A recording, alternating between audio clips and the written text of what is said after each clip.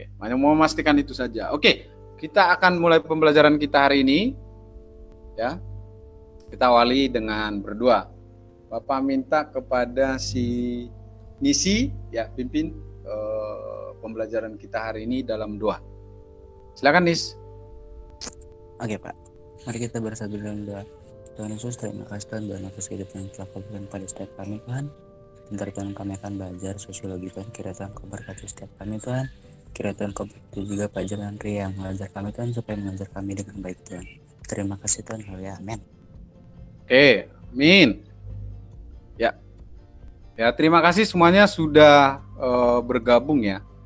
Ya, memang kita tadi agak telat karena di kelas 9 itu saya jam 9.30 pas gitu. Jadi agak ada sedikit jeda. Makanya tadi saya bilang kita mulai 1 menit lagi, ternyata lewat juga gitu ya, baru 9.32 tadi.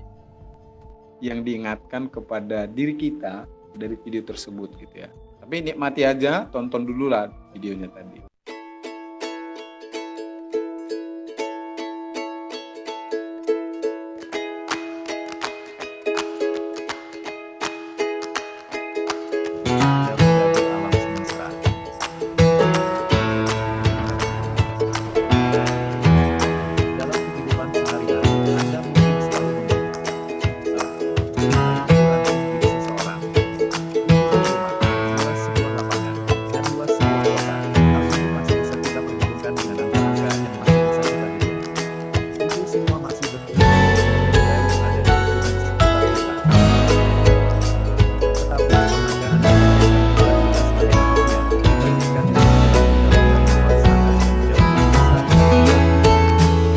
Sudah, Pak. Ini ada, bisa nggak jelas ya lihat ya gambar ini? Bisa, Pak. Ya. Ya. Jadi kaitannya dengan tadi ya, dan juga ada kaitannya dengan materi pembelajaran benar. Mau sampaikan ini adalah saya dapatkan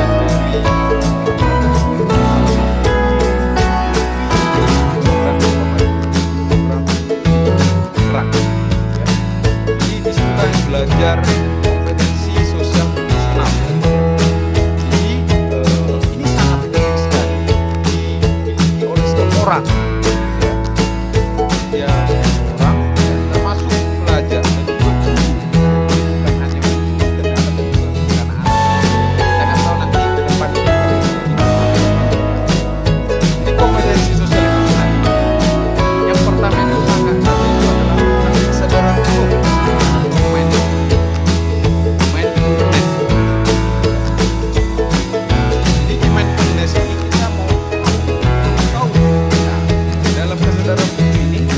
Ada 5 yang sering nanti yang berkaitan dalam diri kita. Yang pertama itu kesadaran diri, yang berkaitan dengan pengenalan emosi. Ya, seperti apa emosi saya? Apakah cepat marah, gitu ya, cepat tenang, gitu ya, cepat sedih, gitu ya, atau cepat tersinggung. Nah, itu perlu. Ya. Kemudian pengelolaan diri, ya, pengelolaan emosi. Ya, bagaimana mengelola emosi bagi orang yang kita sukai? Kan kadang kalau sama orang kita sukai kita sampai dekat sekali gitu ya, tapi gimana lagi mengelola diri dengan orang yang tidak kita sukai dan termasuk fokus pada tujuan kita. Itu yang kedua. Kemudian yang ketiga, kesadaran sosial, empati.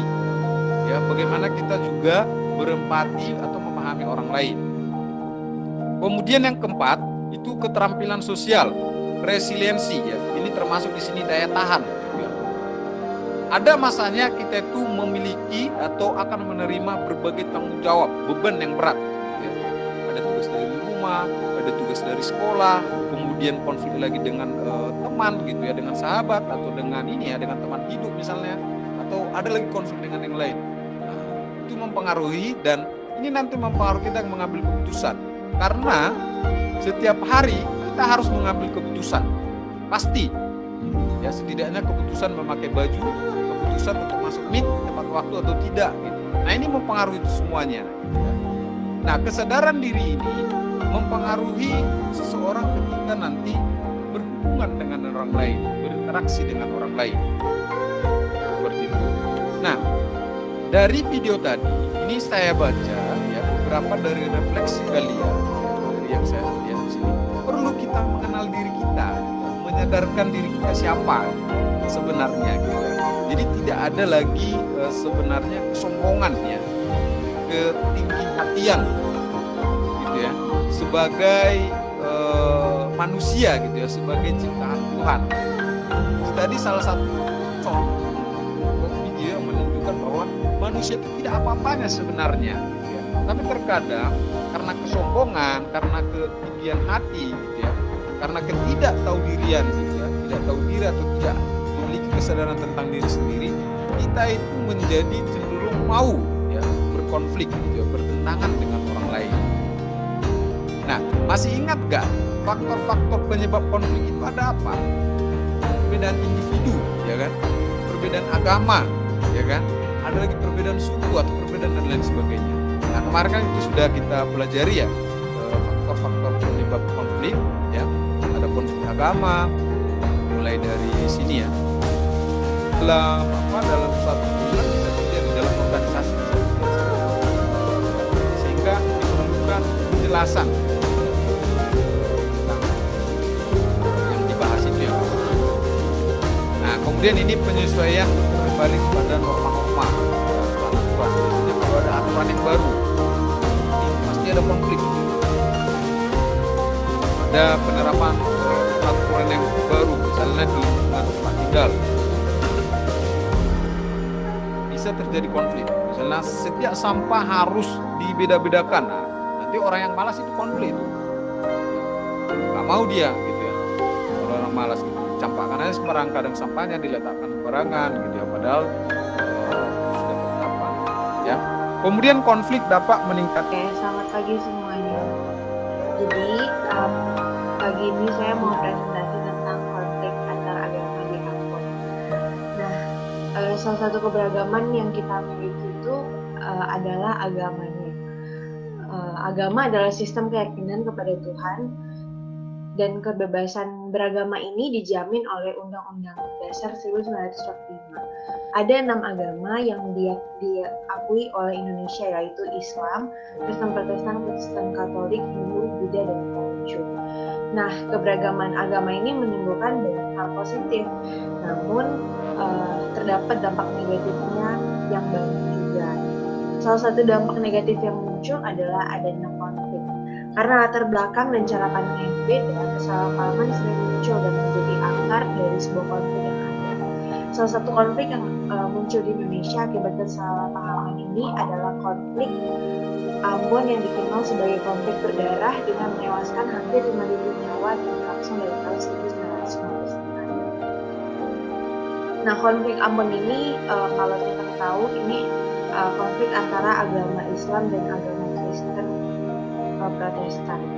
Jadi awal konfliknya ini sebenarnya permasalahan awalnya itu cukup sederhana, di mana salah satu pemuda Muslim dari keturunan Buddhis ingin meminta uang kepada pemuda Kristen dari Mardika. Dan pemuda keturunan Buddhis itu merupakan seorang preman di kawasan tersebut. Dari ini adalah suatu PT BMSI itu mengajukan permohonan izin lokasi sebesar 10.000 hektar kebun inti dan 7.000 hektar kebun pasma yang terletak di Desa Kagungan Dalam. Kemudian Kepala Kantor Pertahanan Kabupaten Ambon Utara yang tertuang dalam kemudian bupatinya ini menyetujui adanya izin lokasi dengan syarat membeli lahan petani seluas 10 dengan harga per hektar senilai 150 juta kalau nggak salah, 150.000. Namun dalam pembebasan lahan golongan-golongan yang berbeda. Jadi di Islam sendiri itu beberapa contoh aliran agamanya itu seperti misalnya Khawarij, Qadariyah, Ahlus Sunnah wal Jamaah, Syiah, Ahmadiyah, atau juga di Indonesia sendiri ada organisasi Islam di Indonesia yang jadi patokan juga patokan Islam yang benar di Indonesia, misalnya Nahdlatul Ulama dan Muhammadiyah. Nah, di Indonesia sendiri yang acap kali mendapat perlakuan persekusi dari ajaran agama Islam kebanyakan itu adalah ajaran Ahmadiyah, karena mereka itu dianggap sesat. Nah, seperti yang saya bilang tadi bahwa agama Islam itu percaya bahwa nabi mereka yang terakhir itu adalah Muhammad. Nah, di Ahmadiyah sendiri mereka memang mempercayai Muhammad itu, namun mereka punya satu kepercayaan lain, yaitu ada orang setelah Muhammad, yaitu Mirza Ghulam Ahmad yang kembali diwahyukan atau diwahyu oleh Tuhan secara langsung untuk menyebarkan agama Islam. Nah, ini yang merupakan mungkin jadi dasar dari Ahmadiyah itu disebut sesat. Nah, masuknya Ahmadiyah ke Indonesia itu dibawa oleh 3 orang. Nah, 3 Masyarakat pemilik tanah langsung tidak dilibatkan dalam pemufakatan dalam menemukan nilai harga tanah, juga dalam pengukuran areal tanah. Kemudian konfliknya itu ada 3 kasus sengketa lahan yang menimpa masyarakat Mesuji. Yang pertama itu media menjadi leluasa untuk memenuhi tugas dari operasi ini tanpa khawatir dengan tekanan keluarga.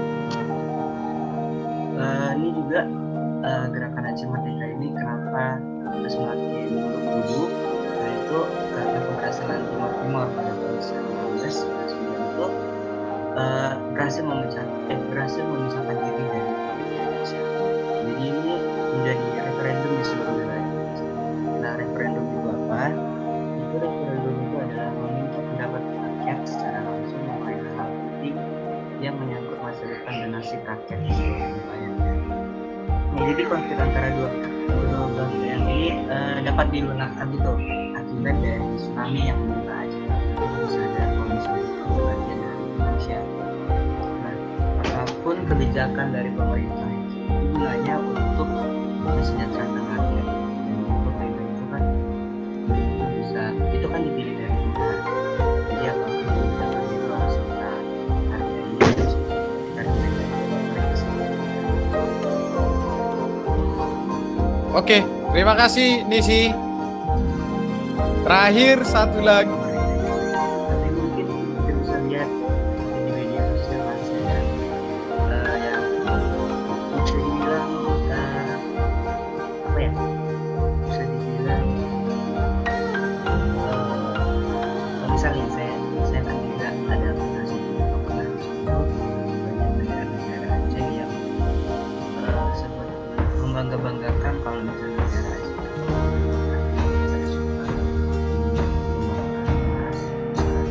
Aceh banyak berapa orang yang nggak akan tersebut, namun salah cerita kantor polisi ke ternyata polisi dalam konflik dari di tahun 2000 dan hampir tahun terjadi. Nah, analisisnya itu apa yang terjadi konflik kedua saat terlibat dalam konflik dalam harga dagang, agama serta polisi. Mengapa konflik tersebut bisa terjadi?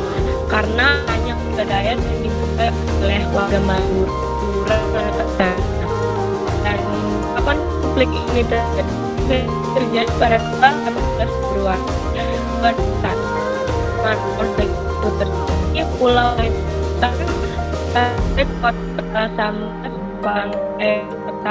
Pertemuan sebelumnya bahwa konflik itu bisa terjadi karena berbagai faktor gitu ya. Bahkan akarnya kadang kayak sepele gitu ya, kayak hal yang sederhana gitu, hal kecil gitu ya.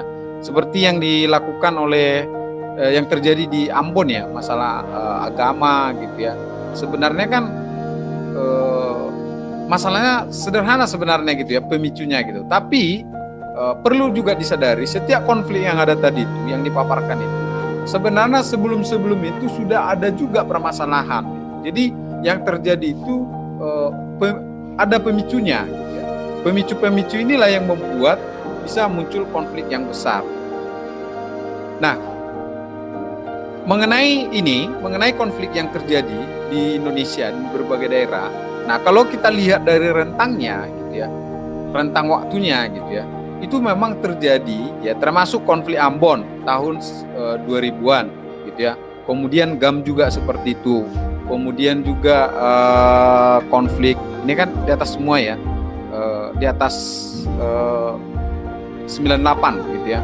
Kemudian juga konfliknya siapa Elsa juga seperti itu ya. Kemudian juga Nisi ya, konflik GAM gitu.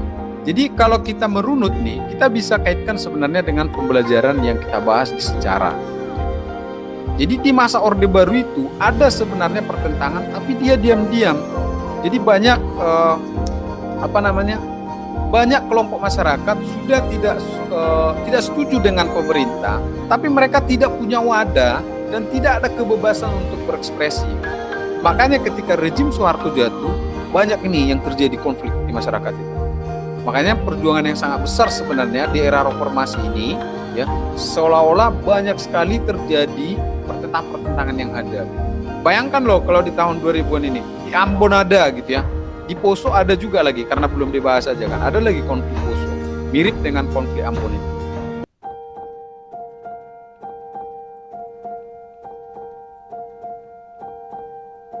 Oke, mantap.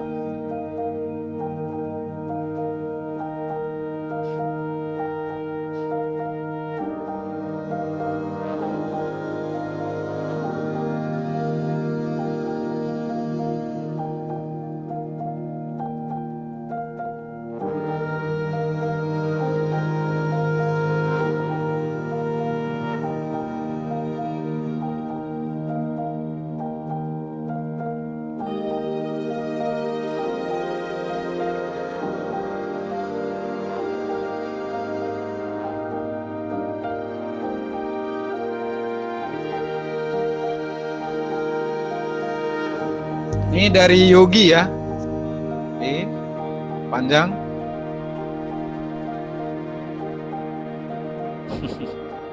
Oke. Ini Abigail, besarkan dulu ya Abigail ya. Oke.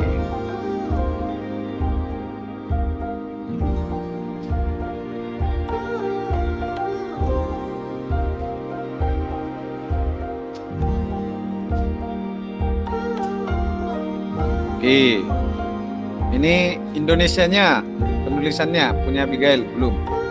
Berarti tinggal Nisi kalau refleksi ya. Lagi proses Nis.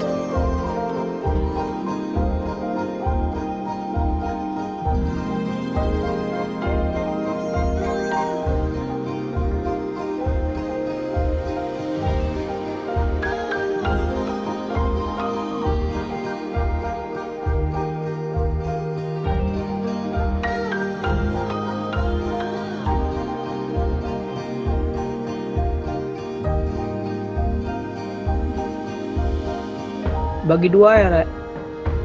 Nis, bagi dua aja ini.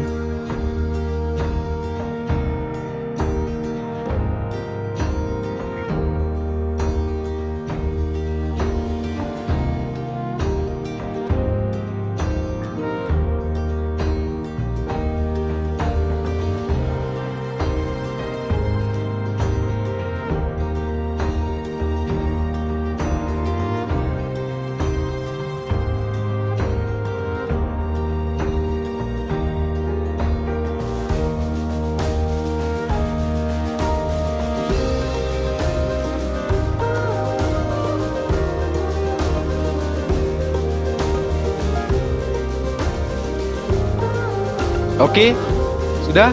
Wah, ya mantap, sudah ada juga yang membantu merapikan.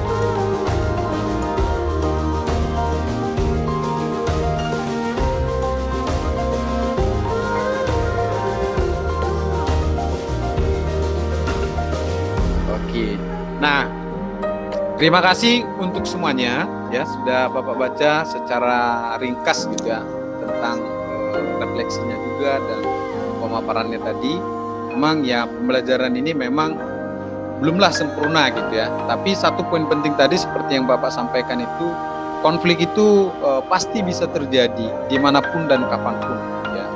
Hanya saja ketika kita melihat konflik seperti ini, kita belajar, disitulah betapa pentingnya toleransi, betapa pentingnya menjaga persatuan dan kesatuan gitu ya.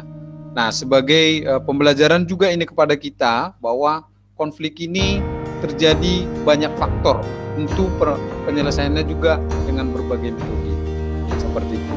Nah, untuk minggu depan kita akan membahas lebih jauh itu mengenai ini ya, upaya-upaya penyelesaian konflik. Kiranya ini semakin betul-betul bermakna untuk kita, sehingga kita menjadi pembawa-pembawa damai ya, dimanapun kita nanti, baik di rumah, di lingkungan kita dan sebagainya. Oke, itu saja dari Pak Jawandri untuk pembelajaran hari ini. Ada yang mau bertanya? Silakan. Saya tidak ada, Pak. Oke, terima kasih Yogi. Yang lain? Tidak, Pak. Nggak ada. Oke, ya kita akhiri pembelajaran hari ini. Terima kasih untuk semuanya ya sudah mempersiapkan presentasinya. Oke, kita akhiri dengan berdoa yang dipimpin oleh Bapak minta kepada si Nisi. Oke Pak, mari kita bersatu dalam doa. Tuhan Yesus, terima kasih Tuhan buat hari ini Tuhan, kami telah mempresentasikan apa yang menjadi topik presentasi kami Tuhan, kira Tuhan kau berkati apa yang kami presentasikan Tuhan dapat berguna bagi teman-teman kami Tuhan, dan kami tadi telah terus belajar sosiologi Tuhan, kira Tuhan kau berkati guru yang mengajar kami Tuhan, guru yang mendampingi kami Tuhan. Dan sebentar lagi Tuhan kami akan melanjutkan aktivitas kami Tuhan, kira Tuhan kau berkati aktivitas kami selanjutnya Tuhan, supaya berkenan di hadapan kami. Terima kasih Tuhan, ya, amin. Amin. Oke, terima kasih semuanya.